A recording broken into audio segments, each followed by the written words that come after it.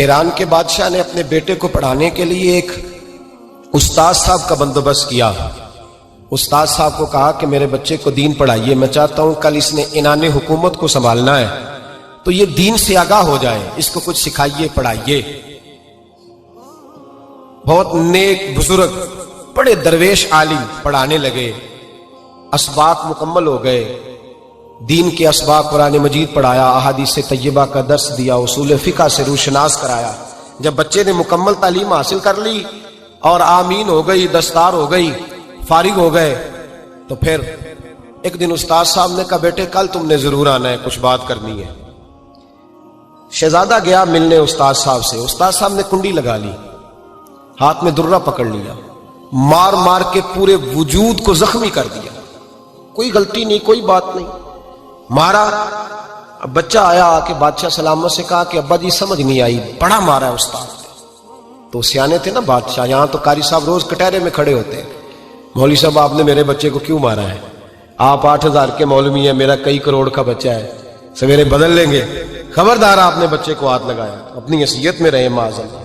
جو قومیں استادوں کو کٹہروں میں کھڑا کرتی ہیں وہ ترقی نہیں کر پاتی، جو استادوں کو کٹہروں میں روز کھڑا کرتے ہیں۔ کہا ابا جی بڑا مارا ہے، تو والد بڑے سمجھدار تھے، کہنے لگے بیٹا استاد باپ ہوتا ہے، وہ زیادتی نہیں کرتا، کوئی بات ہوگی، میں تیرے استاد کو کٹہرے میں نہیں بلاؤں گا۔ اماں سے بات کی، اماں کہنے لگی بیٹا میں تیرے باپ سے کیسے بات کروں، ڈر آتا۔ وقت گزر گیا، 22 سال بیت گئے، 22 سال گزر گئے، بادشاہ کا انتقال ہوا، شہزادہ تخت پہ بیٹھا، پہلا حکم یہ دیا کہ میرے استاد کو بلاؤ، پہلا حکم۔ استاد جی بوڑھے ہو گئے تھے، چھڑی کے اوپر ٹیک لگا کے آئے اور بھویں سفید ہو کے جھک گئی تھیں، یوں آنکھ کھول کے بڑی مشکل سے دیکھا، کہنے لگے شہزادے حکم ہو۔ کب میں شہزادہ نہیں، اب میں بادشاہ بن گیا ہوں۔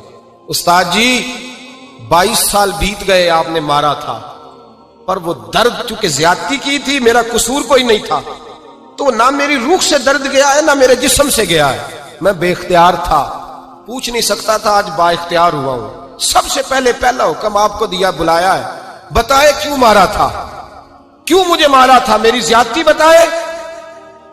تو استاد، بوڑھے استاد کی آنکھیں آنسوں سے بھر گئیں، کہنے لگے بیٹے بس آج کے دن کے لیے مارا تھا، یہ جو دن آ گیا نا میری زندگی میں، اس لیے مارا تھا، یہ میں چاہتا تھا میری زندگی میں وقت ہے، آج کے بس میری مراد پوری ہو گئی۔ کہا صاحب کس لیے، مجھے بھی سمجھائے۔ آپ فرمانے لگے کتنی دیر ہو گئی تجھے مار کھائے ہوئے، کتنا زمانہ بیت گیا؟ کہنے لگا 22 سال۔ فرمایا زخم بھولے تو نہیں، درد ختم تو نہیں ہوئی، تمہیں بات ایک منٹ کے لیے بھی تمہارے حافظے سے محو تو نہیں ہوئی؟ کہ استاد جی روز رات کو یاد آتی، روز خیال آتا تھا۔ استاد کہنے لگے بھائی تو بے اختیار تھا، پوچھ نہیں سکا، 22 سال تجھے یاد رہا، مجھے پتا تھا تو ایک دن حکمران بنے گا، میں نے تجھے اس لیے مارا تھا کہ بیٹے یاد رکھنا، کسی پہ ظلم نہ کرنا، اگر تجھے 22 سال تک یاد رہا ہے تو جس پر تو ظلم کرے گا اسے بھی قیامت تک یاد رہے گا، اور یہ یاد رکھنا تو آج با اختیار ہوا تو تو نے مجھے بلا لیا ہے، قیامت کے دن غریب با اختیار ہو جائیں گے، مظلوم با اختیار ہو جائیں گے، وہ با اختیار ہوں گے للہ الواحد القہار، رب کریم کی بارگاہ کے اندر ان کا اختیار ہوگا، اکیلے اللہ کی حکمرانی ہوگی، پھر وہ بلائیں گے بڑے بڑے کج کلا، دنیا میں جن کی پگڑیاں اونچی تھیں وہ سر جھکائے کھڑے ہوں گے، دنیا میں جو ڈکٹیٹر بنتے تھے ان کی پشتیں لال ہوں گی، ان کو غدار لکھا جائے گا، قیامت تک نہیں بھولے گا۔ ظلم کرنا تو سوچ سمجھ کے کرنا، اتنا کرنا جتنا تم سہ سکتے ہو، اتنی زیادتی کرنا جتنی قیامت میں تم برداشت کر سکتے ہو۔